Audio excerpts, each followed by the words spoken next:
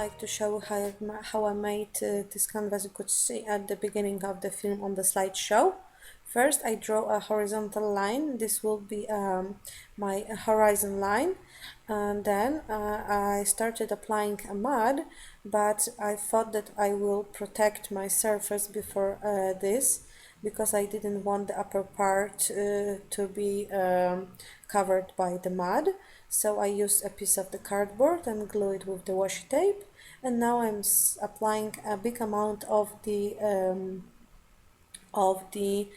mud to my surface. This will be the part with the waves and the sand. Applying really thick amount of the mud, because I wanted to create a texture. Now I just draw a line when the waves will meet the sand, and I'm using a little stones to create a sandy, beachy look on this canvas. Now it's time for the letters. I used cardboard letters. This is word C, and I'm just applying them on my surface because the mud is still wet. I don't need any glue. I also took some old laces and I'm just using them to create waves on my ocean. See? And just like that, I'm cutting them on the smaller pieces and adding them to my surface. Again, I do not use any glue to do this. After I applied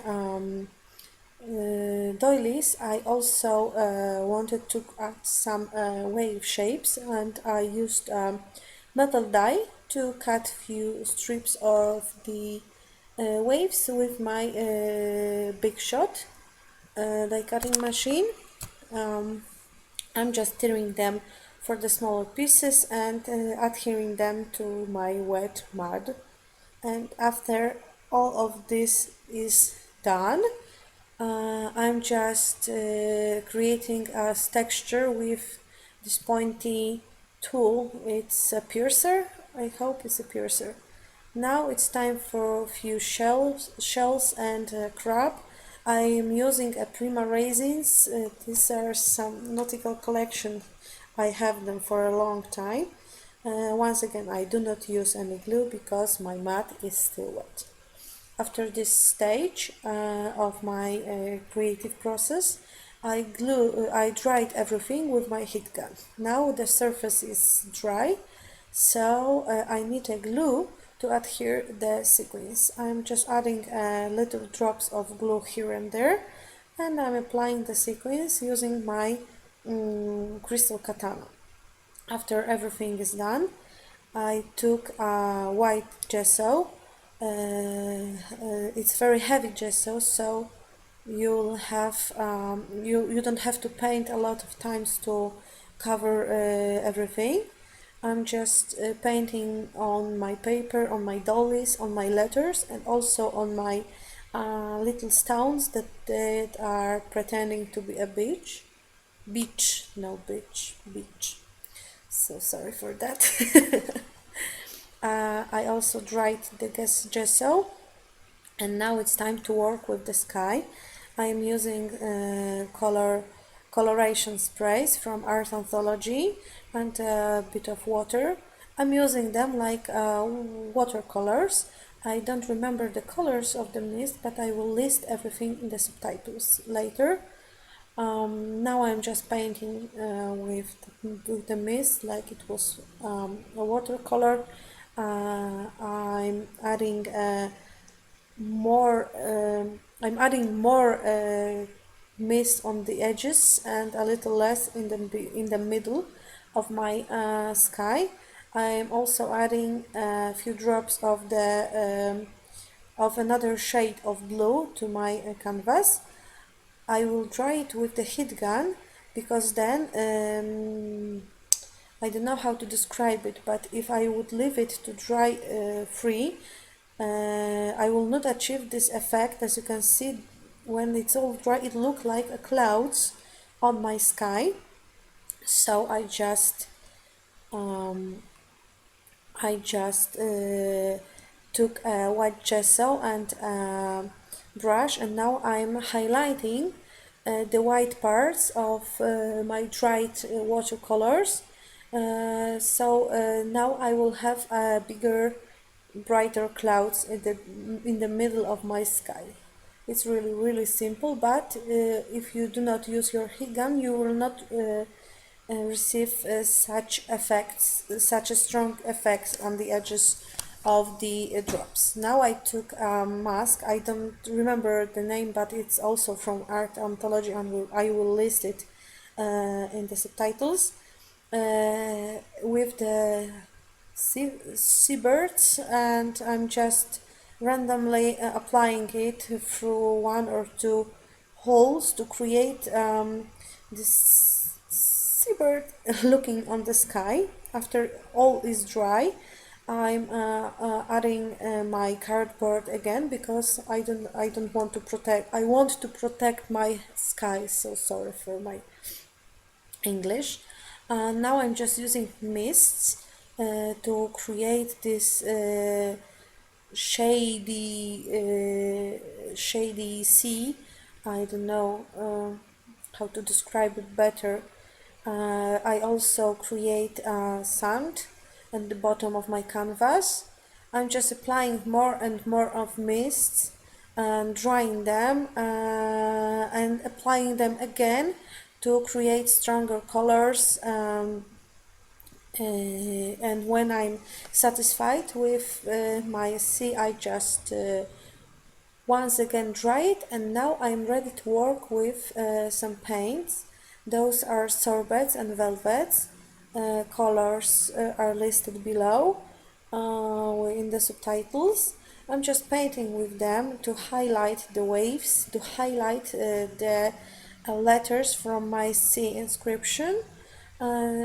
Just to create this white and blue shades of the sea. Now I'm using some navy color on my waves and around my letters. Just some random playing. If I do not like the effect, I just take a baby wet wipe and I'm just removing the paint from my canvas. I'm using different shades of blue. As you can see, I prepared 6 shades of blue to work with. I'm using my finger to blend the colors together better with my background and with colors all together. It's really simple, and it was really fun to play like a child with your fingers. These are sorbets and velvets, so they will create a different kind of finish when they are dry. Few of them will be matte, and few of them will create this glossy look. And now I'm painting using my favorite color. It's called Pixie, and it's so beautiful. This is some kind of mint color. I'm still working on my background. To be honest, I have nothing to say about it more, so I'm just talking because I don't want to be a silent movie. Now I think I finished. I don't remember. Yes, I finished. Now I'm adding this, I don't know how to call it, glass beads. They are from Prima. I bought them in a package of, I don't remember, maybe 20. I'm just adding them. I'm using glue because my mat isn't wet anymore, so I need to attach them. Now I'm using bone, if I remember well, paint from Art Anthology. It's a kind of paint with particles like stones, and now it's a gold paint. It's a metal finish paint, and I'm applying it to my beach because I want it to look more yellow. Once again, I'm just playing with the paints. I do not know what effect I will achieve. I'm just trying to make it look like a beach. So I'm just mixing paints and mists in different shades. Once again, I used a blue mist because I wanted to highlight my inscription, the sea, and now it's more visible. I dried everything with my heat gun, and now I'm just wanted to color the shell and the crab at the bottom of my canvas. So sorry you are seeing my head right now, but it was a very precise job, so I needed to look closely to my design. I am using art anthology paints to do this because I think they will also work great on this surface. As you can see, I used Kenyan copper, Kenyan copper paint. It is the one in this orange color, and now I am using black paint to create shadows on my canvas. I really don't remember the colors of them all, so I'm just talking and talking. I will add them later in the subtitles, so sorry I talked it twice because I had to stop recording for a while. And some final touches of the blue shades and black shades. Just now I'm just having fun with the colors, and I'm not sure where. I don't remember what exactly I did then, but you can see it all on my video. There is nothing special here. I'm adding the last step. This is a white gesso to create this foam on the on the top of the waves, just like on the true real sea. Just here and there. I'm not a painter, but I just had a great fun with this canvas. Here is the final effect, and see you soon. Bye bye.